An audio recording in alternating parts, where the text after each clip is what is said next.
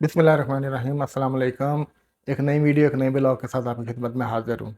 उम्मीद करता हूँ कि आपको मेरे वीडियोज़ जो है पसंद आ रही होंगी। इसका गाहे बगाहे इज़हार आप अपने इंस्टाग्राम में मैसेज के थ्रू आप करते रहते हैं।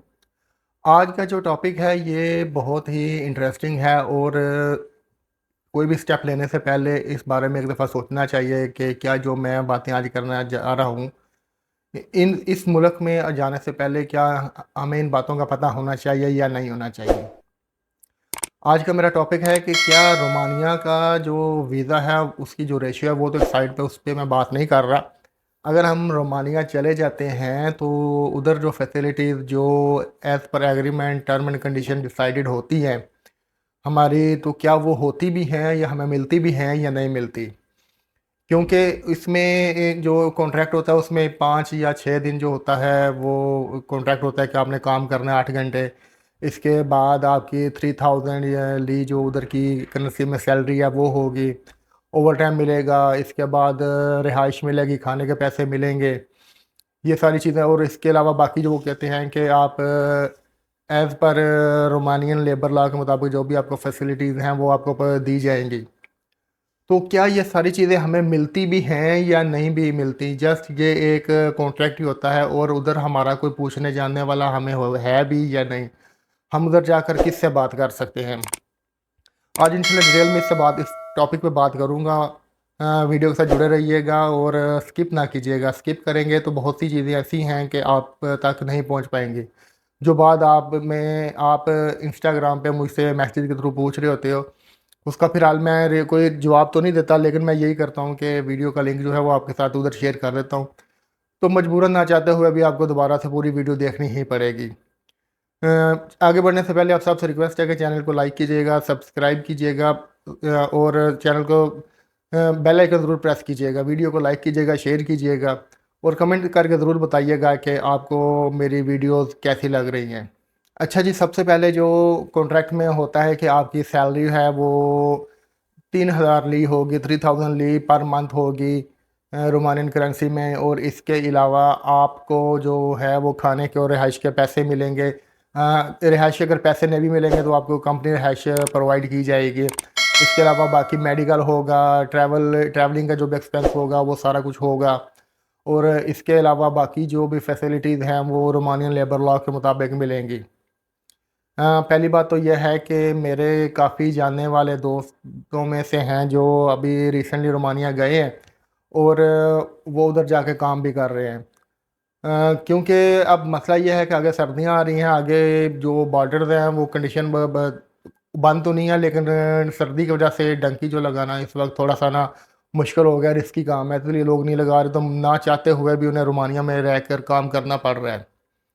उनसे मेरी बात हुई है डिटेल में, मैंने कॉल भी की है, व्हाट्सएप मैसेजेस पे भी बात हुई है। उनका कहना है कि जो बात की जाती है कि 3000 ली सैलरी है वो बिल्कुल झूठ है। कंपनीज देती हैं लेकिन 60 से 70% कंपनीज आपको 1200-1300 ली से ज़्यादा नहीं पे कर रही।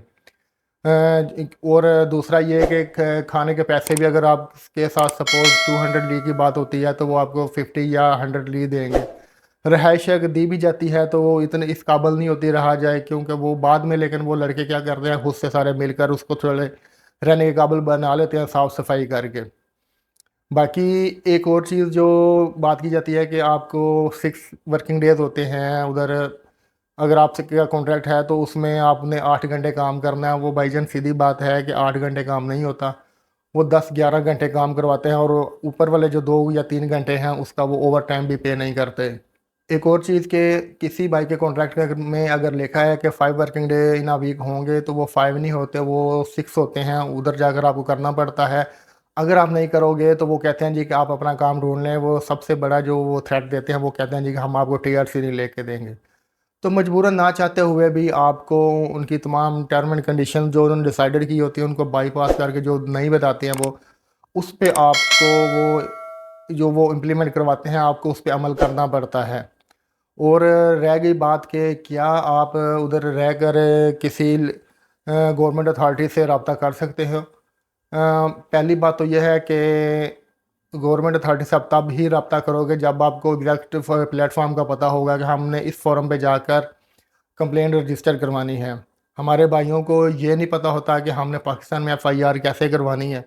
जब वो रोमानिया पहुंच जाते हैं तो उन्हें कैसे पता चलेगा।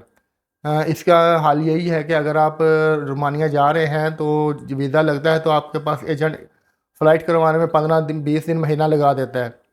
इस दौरान आप तमाम इन चीज़ों को सर्च करें कि रोमानिया में अगर आपके साथ इस तरह का कोई बिहेव किया करता है तो आपने उधर जाकर लीगल अथॉरिटीज़ को कैसे कांटेक्ट करना है और किन किन डिपार्टमेंट्स में आपने जाके बात करनी है। क्योंकि एक चीज़ याद रखिएगा कि आप इलीगल नहीं होते।